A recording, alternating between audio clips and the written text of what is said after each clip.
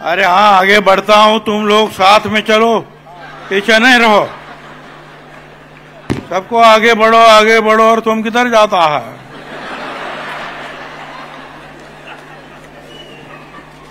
अच्छा, हम सब लोग साथ में चलेंगे, ठीक है?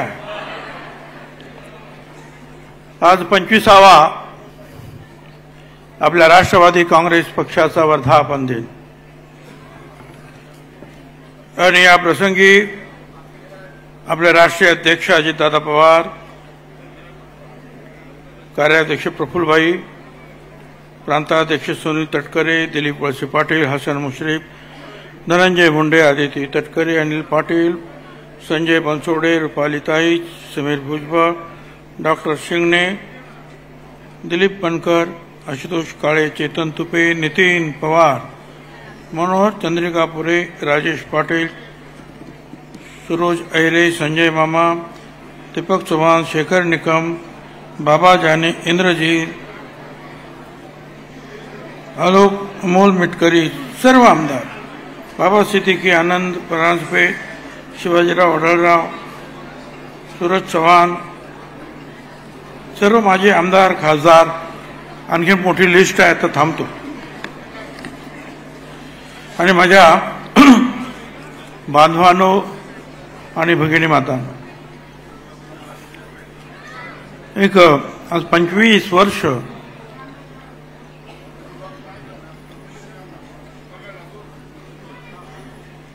खरं म्हणजे 25 वर्ष जे आहे त्याच्या पूर्वीचा काही गडबड आहे का?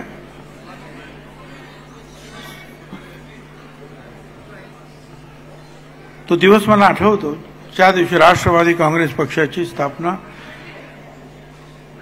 याच षण्मुखानंद हॉलमध्ये झाली. वर्ष पटापट निघून गेली. मला माहिती आहे ते सुभाषबाबू बोस असतील, पंडित जवाहरलाल नेहरू, इंदिराजी वगैरे सगळ्यांचे असे जे आहेत महात्मा गांधींपासून मोठे कटआउट्स होते, गाद्या अथरलेल्या होत्या आणि त्याच्यावर पवारसाहेब बसलेले होते, आम्ही बसले होतो, तारिक अनवर होते, संगमा होते आणि समाजवादी काँग्रेस पक्षाचे केरळचे नेते, बंगालचे नेते, ही सगळी मंडळी होती.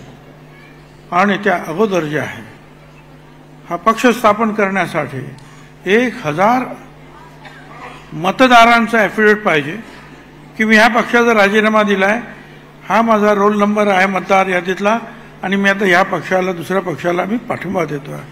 हे सगळं काम जे आहे माझगावच्या आमच्या सगळ्या कार्यकर्त्यांनी, त्यावेळेला समीर भाऊ, पंकज भाऊ, इतर सगळी मंडळी काम करत होती.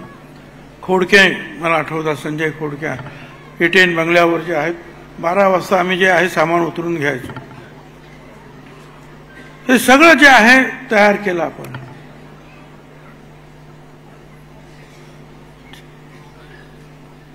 निशाणी इथे ठरली, चरखा जो आहे देण्यात आला, समाजवादी काँग्रेस पक्षाची निशाणी आम्हाला म्हणून त्यांनी काही दिला तो चरखा, आणि समाजवादी काँग्रेस पक्ष राष्ट्रवादीमध्ये विलीन झाला. पण दिल्लीमध्ये जे आहे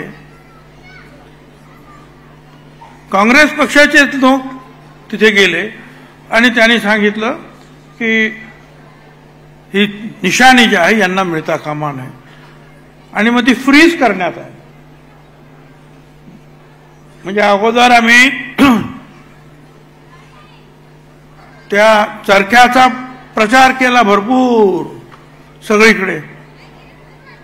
एक तर आमची जुनी निशाणी ती गेली, ही आली, हिचा प्रचार केला, ती अडक, आणि मग जो आहे हे घड्याळ, हे असं घड्याळ पाठवलं होतं हातात. ते म्हणाले ते जनता पार्टीच्या काहीतरी निशाणीसारख्या दिसतंय, आता काय करायचं. सगळं ते आपल्या, माझा जो आमचा जो सरकारी बंगला होता रिटेन, तिथेच आपल्यापैकी बरेचसे लोक होते, मुंबईचे लोक होते, शिवाजीराव अडळराव वगैरे सुद्धा तेव्हापासून मिटिंगा घेत होते, रात्रंदिवस काम चालू. मग त्या घड्याळाला आम्ही खाली 2 टेकू लागले आणि झाला हा टेबल क्लॉक. म्हणले आता म्हणजे आता बरोबर आहे. झेंडा वगैरे सुद्धा तिथेच आपण तयार केला, सगळं काय तिथे तयार केलं. आणि इथे जे आहे भव्य अशी चांगली सभा झाली. आणि ताबडतोब संध्याकाळी जे आहे शिवाजी पार्क लोकांनी फुलून गेलं होतं, बाहेर गर्दीच गर्दी, भाषणं झाली तुला. आणि मग पक्षाची स्थापना आम्ही जाहीर केली. मुंबईच्या लोकांनी, बाहेरच्या लोकांनी, विशेषतः मुंबईच्या लोकांचं खूपच काम होतं. मला परत सांगितलंच पाहिजे की पवार हे आपले समीर भाऊ भुजबळ असतील किंवा त्यांचे मित्र आणि पंकज भाऊ वगैरे सगळे कोण इकडे काम करत होतं, कोण तिकडे काम करत होते, 2-2 दिवस घरी गेले नाही. पण अतिशय यशस्वी झाली ती मीटिंग. आणि आता आपण कामाला सुरुवात करणार तोपर्यंत 6 महिने आम्हाला मिळणार होते असेंब्लीच्या इलेक्शनसाठी. आणि त्याच्या अगोदर आलं लोकसभा. पण त्यावेळेला ते बीजेपीचा इंडिया काय शायनिंग इंडिया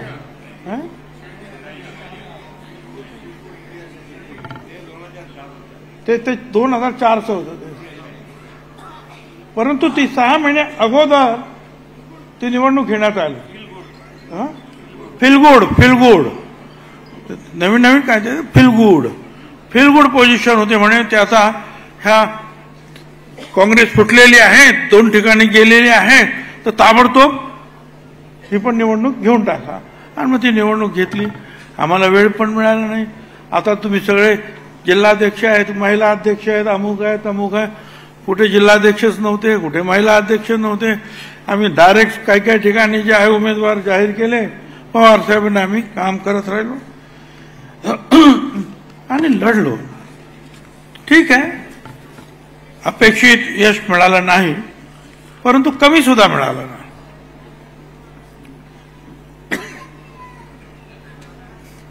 परंतु त्यानंतर आज मात्र जे आहे एक वेगळ्या पद्धतीमध्ये या 25 वर्षामध्ये राष्ट्रवादी काँग्रेस पक्षाचा हा वर्धापन दिन आपण साजरा करीत आहोत. आता अधिक काही जुनं मी काही सांगत बसत नाही, पण इतिहास कधी कधी लक्षात ठेवावा लागतो.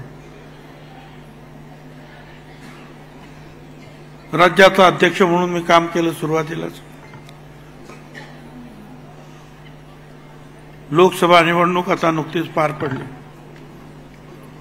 हे खरं आहे की लोकसभा निवडणुकीमध्ये महायुतीला ठेच लागलेली आहे, हे नाकारून चालत नाही. ते खरं आहे, ते खरं आहे. आता ती पुढे ठेच लागणार नाही, त्यामुळे कसं सांभाळून चाललं पाहिजे, दगडधोंडे कसे बाजूला केले पाहिजेत याचा विचार करायला पाहिजे. अडचण कुठे झाली याचा विचार करायला पाहिजे. जरूर विकास विकास विकास विकास जरूर करा, लाखो कोटी रुपये खर्च करा. मी मगाशीच विचार करत होतो, मुंबईमध्ये ज्या रस्त्यावर जाल तिथे काम सुरू आहे. काही ना काही, मग ते मेट्रोचं असेल, ते काय आणखीन टनेल असेल, अमका असेल तमका असेल, काही ना काहीतरी असेलच. बघा, एवढे पैसे मुंबईत आपण खर्च केले. मुंबईत निवडून किती आले आपले युतीचे? मला तर वाटलं सगळेचे सगळेच निवडून येतील युतीचे. एवढं काम मुंबईमध्ये आपण विकास विकास विकास केला. एक पियुष गोयल निवडून आले आणि दुसरे जे आहेत ते मागे पुढे करत ते वायकर 48 मतांनी ते निवडून आले. पण निर्भय यश किती मिळालं युतीला? लाखो कोटी रुपये आम्ही खर्च केले आणि अजून एक करतो आहोत. त्यामुळे आपल्याला लक्षात घेतलं पाहिजे की हे सगळं करत असताना आपण सुद्धा सांगितलं धनंजय मुंडे यांनी की बाबासाहेब आंबेडकरांचं केवढं भव्य काम उभं राहत आहे. परंतु शेवटी काय तुम्ही आम्हीच म्हणतो ना की हे दोन समाज जे आहे मोठ्या प्रमाणावर आपल्याला सोडून बाजूला झाले का?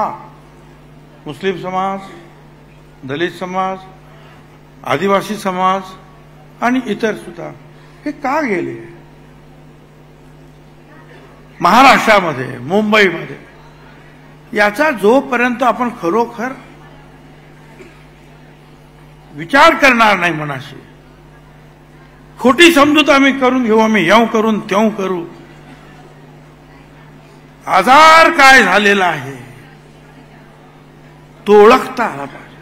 तो आजार ओळखून त्याच्यावर औषध काय करायचं आहे ते ठरवलं पाहिजे, मग यश आपलं आहे.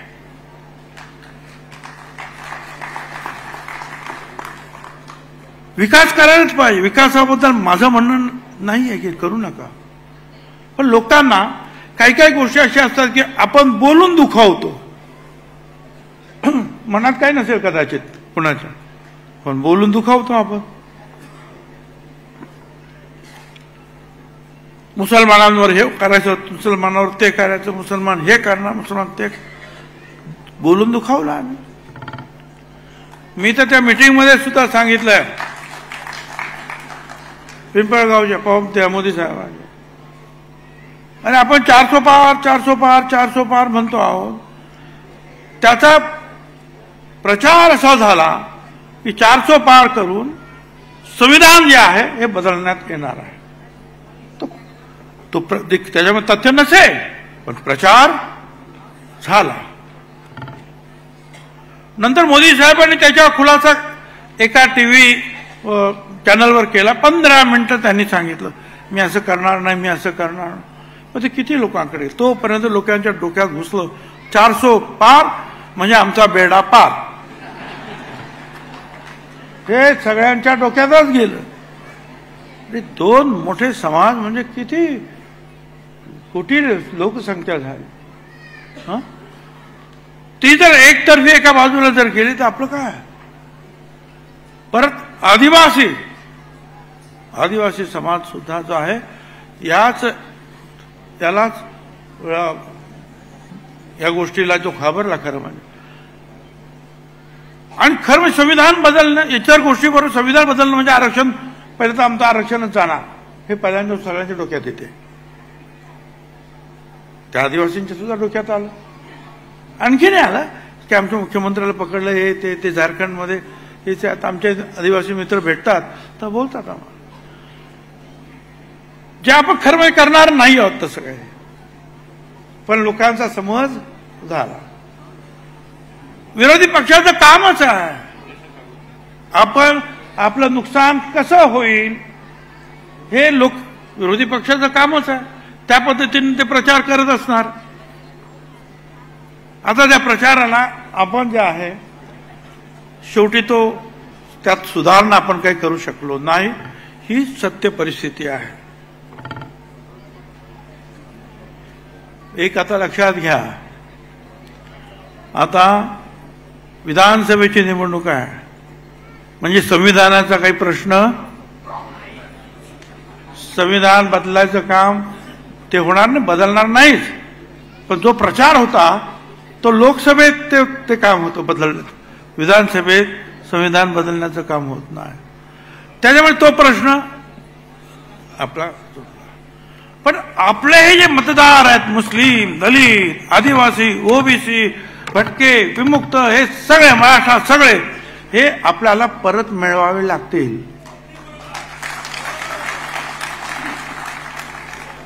दुसरे कोण काय म्हणतं आणि कोण काय म्हणतं ते राहू द्या बाजूला. राष्ट्रवादी काँग्रेस पक्ष म्हणून आपल्याला या गोष्टी कराव्याच लागतील. प्रफुल्ल पटेल कार्याध्यक्ष आपल्याला मला सांगायचं, आणि अजित दादांना मी पुन्हा सांगतोय, दलित, मुस्लिम, आदिवासी, ओबीसी, भटके आणि सगळे मराठी हे आपले सगळे मतदार परत आपल्याकडे येतील याचा विश्वास त्यांच्या मनामध्ये निर्माण करावा लागेल. आपण आता इतरांबरोबर बसणार, युतीमध्ये काही गोष्टी मान्य कराव्या लागतात, काही गोष्टी मान्य कराव्या ते करून घेत नाही. परंतु मतदार शेवटी बाबासाहेब आंबेडकरांच्या संविधानाने प्रत्येकाला एक मत, एक मत, एक मत, प्रत्येक जातीला, धर्माला, अमीर गरीब एक मत. मग आपण ती मतं घालवून आपण कसे काय निवडून येणार आहोत? त्याचा फायदा जो आहे आज विरोधी पक्षाला मिळाला. बरं, ह्या सगळ्या गोष्टी आपल्या इथे झाला का? अख्ख्या भारतात अनेक ठिकाणी झालेलं पाहायला मिळतात. युपी मध्ये झालं. अशाच काहीतरी प्रचार झाला तिकडे पण. युपी मध्ये कोणाला वाटलं होतं युपी मध्ये कमी होतील? शक्यच नाही म्हणे. एकदम जे आहेत खाली आले. आणि तिथे जे आहे इंडिया जे आहे म्हणजे ते पुढे गेले.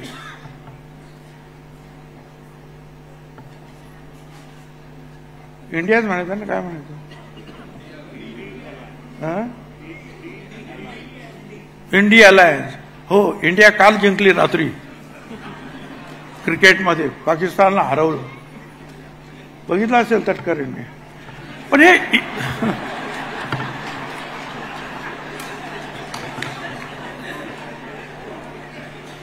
इंडिया अलायन्स जे आहे यांच्यामध्ये यांनी जो आहे दिशाभ्रम करण्यामध्ये ते यशस्वी झालेले आहे. आपण हे सुधारणार आहोत का? आपण छत्रपती शाहू फुले आंबेडकरांचं नाव घेतो.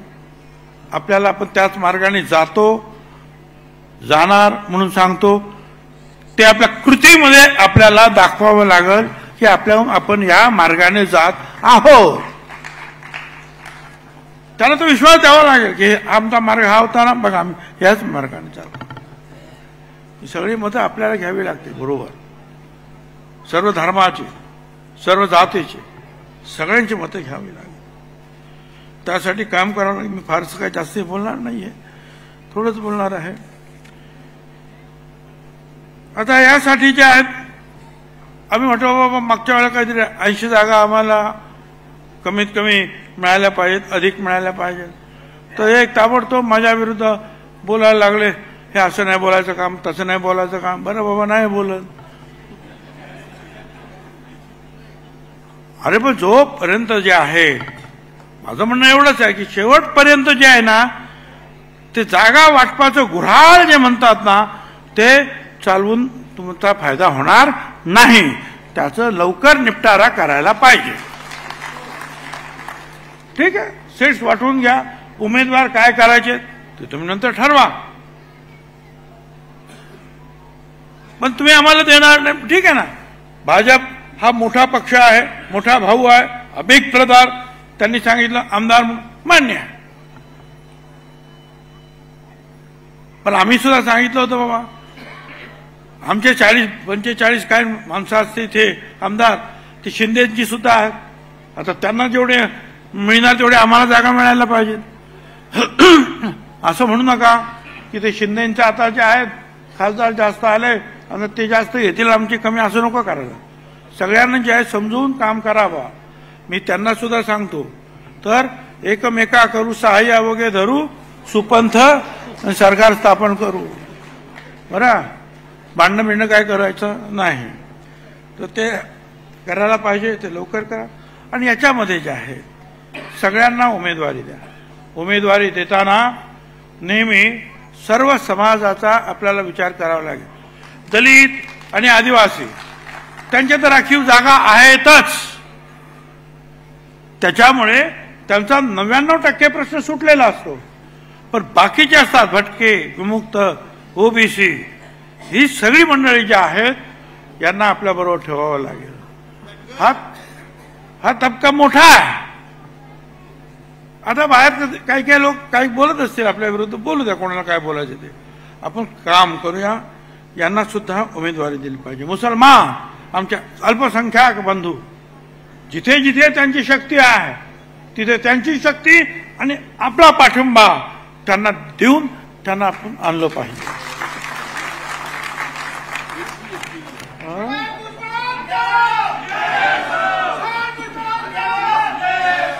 याचं कारण असं आहे की छगन भुजबळ उभं राहिल्यानंतर जर मुसलमान समाज मला मतं देणार असेल तर जिथे मुसलमान समाज अधिक आहे त्याचा उमेदवार उभं राहिल्यानंतर छगन भुजबळने सुद्धा त्याला मत द्यायला पाहिजे.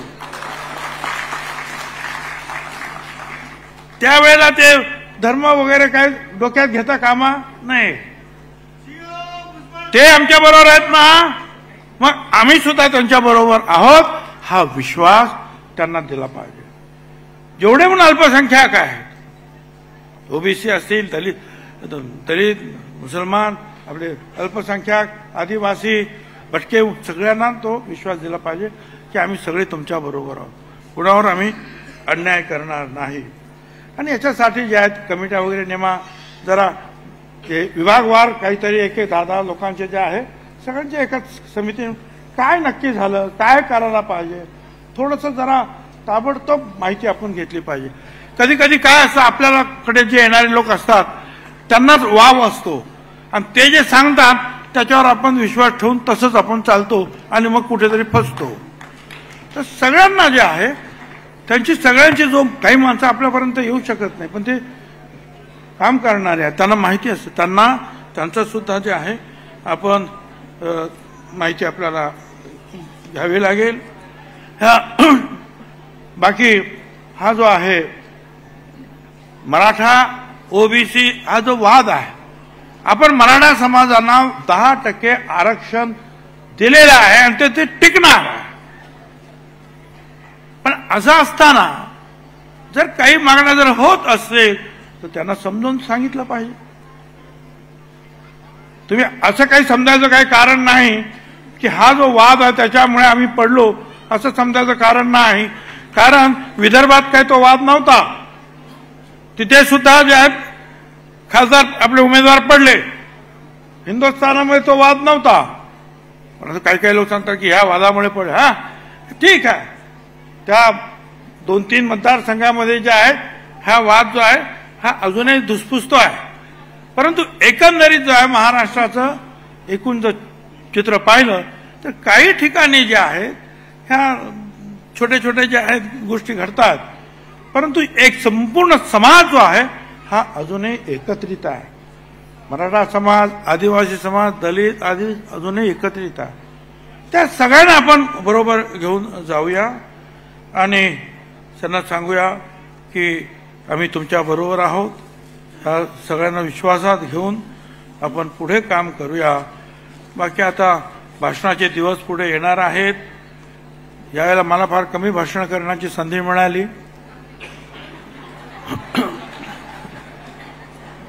आता काय काय लोकांना वाटत होतं याला बोलवलं तर माझी मतं कमी पडतील. काय करायचं, मी न जाऊन सुद्धा असा काय फायदा हवा नाही. काय करायचं, कोणाला वाटायचं याचा फोटो छापला बॅनरवर तर आपली मतं जातील, मग ती पण गेली आणि ही पण गेली. त्याला आता आपण म्हटलं ठीक आहे, आराम, आनंद. तर ठीक आहे, आता आपण पुढे काम करायचं आहे. आणि सगळ्यांनी आता आपल्याला जे आहे दमदार कविता वगैरे वाचून दाखवलेल्या आहेत, शेर शायरी झालेली आहे. तर त्याप्रमाणे काय बोलायचं काय, हा महत्वाचं आहे. मुंबई शिक्षक मतदारसंघामध्ये आपले अधिकृत उमेदवार श्री शिवाजीराव नलावडे उभे आहेत. यापुढे 26 जूनला मतदान आहे. कहाँ गए भाई, आओ शिवाजी महाराज खड़े रहो. सगळ्यांनी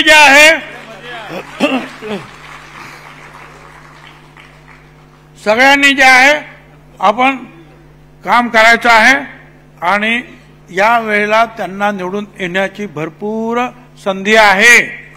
एकूण जी काही परिस्थिती पाहता, पण आम्ही त्यांच्या पाठीमागे मजबूतीनं उभं राहूया. आणि मी माझ्याबद्दल तुम्ही एवढं सांगेल, न पूछो मेरी मंजिल कहाँ है, न पूछो मेरी मंजिल कहाँ है, अभी तो सफर का इरादा किया है, ना हारूंगा हौसला उम्र भर, ना हारूंगा हौसला उम्र भर, ये मैंने किसी से नहीं खुद से वादा किया है। धन्यवाद। जय हिंद, जय महाराष्ट्र।